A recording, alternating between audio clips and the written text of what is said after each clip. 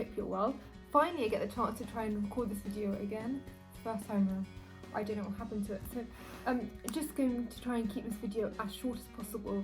This video is talking not about the medical side of what's going on, but more about how people can try and cope, particularly in the coming days where we will be in lockdown, where we will be spending much more time at home.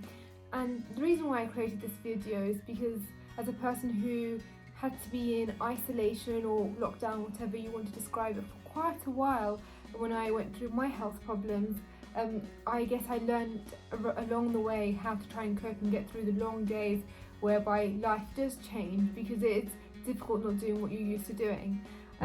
So I'm going to go through some of my points of what I did and to give you some tips about what I think might work, and maybe use this opportunity in the coming days to reflect on ourselves, and maybe it's in a way, let's try and look at it in a positive way, so the cup half full, not half empty.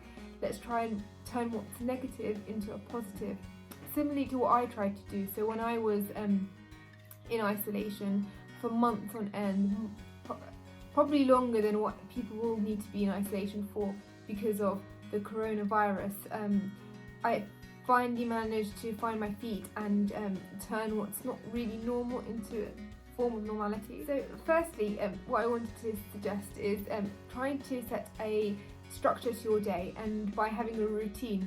Now, not necessarily a rigid routine, but by a routine I mean making sure that you're waking up at a certain time, going to sleep at a certain time, because that's really important for your sleep pattern.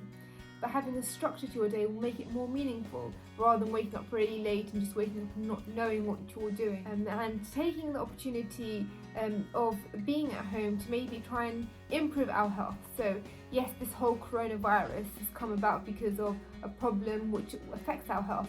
But why don't we use it as an opportunity to try and strengthen our health, and to do so, for example, making sure we're exercising. Because when staying at home for a prolonged amount of time, we won't be moving as much, so it can cause us to put on weight, and also it can affect our health. So try and incorporate an exercise into your day. What I try to do is, and I haven't done it for a while, so I'm being really honest with you, but what I try to do is I downloaded certain apps which you can find in the App Store which set targets for exercise. So for example, squats, you start off with say 30 and you build up to say 40 and 50, and it sets you a challenge. By a certain number of days you would have got to a certain number of doing lunges, squats, burpees, whatever it is. So maybe that's something you might want to consider doing, because if you can't get to the gym, working out from home or looking at videos, trying to maintain a balanced diet. Now what's going on, the chaos that's going on in the supermarkets with people trying to buy for a whole entire year and hoarding is obviously extremely unfair and wrong. While staying at home, try and get as much fresh air, and if you can't physically leave the house, try and go out in your garden, and if you don't have a garden, or go out in the balcony, or just even open the windows, because it's so important to aerate the house rather than just staying in one stuffy environment for a long time. We touched a bit about the sleep routine, and I said it's really important for you to have a sleep routine. When people are not going out and working from their work environment, in their normal work environment, or they're not going out to do what they normally do day to day, it can take a toll on your sleep.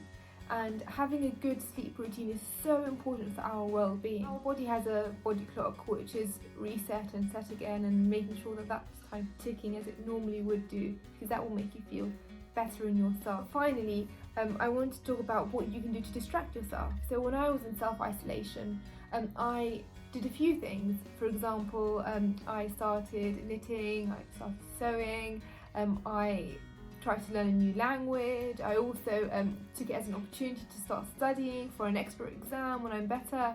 And actually, in that time, I managed to do quite a lot which I wouldn't have done. And in our day-to-day life, we live such a fast-paced life. Before we know it, the day's over, the week's over, the month's over, and the year's gone. We're into a new year. And maybe this is a great time for us to step back, to reflect, and to just be kind to ourselves. For me, what I did, and I still do, so it's something which I started doing when I was unwell. It was recommended to me by one of my consultants, and she said, well, why don't you pamper yourself? And I started doing that. So I started twice a week since I was ill until now, religiously. You know, come rain or shine, this is something that I have stuck to religiously. Is I have 2 days a week where I pamper myself, and by that I mean doing face masks and doing, you know, my whole rituals of looking after my skin and my feet and my hands, and it just makes me feel so much better about myself, and it's so important to be kind to ourselves. So maybe that's something you might want to try. As for people who are really struggling with anxiety, and that's, you know, it's not unexpected, particularly with all the negative news, and try and avoid reading too much into the news, because sometimes as humans, if there's something which we cannot control, if it's beyond our ability to make any changes, then it's important for us to let go and let the experts deal with it. I mean, there are some changes which we can do and some precautions which we can take, like washing our hands, keeping our social distance, trying to stay at home and following all the guidelines, hearing what's going on. It's important to try and tackle that anxiety and speak out.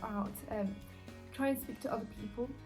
If you don't have anyone around you, if you can't FaceTime someone or call them, there's always the Samaritans who you can turn to. There are online websites which you can turn to, and there's one called Truth, which younger people might be interested in. But the way I'm trying to see the situation is far away from all the medical things which are going on, and away from all the tragedies on humanity.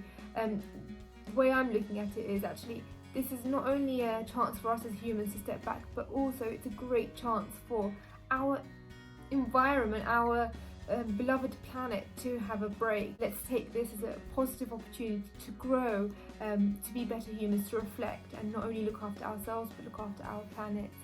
In the coming days, I will try and probably share with you some things which I'll be doing, and if you want, please do share with me what you'll be doing, and let's try and get through this together. To everyone out there, lots of love from me to you all. Stay safe, stay well, see you till next time. See you soon.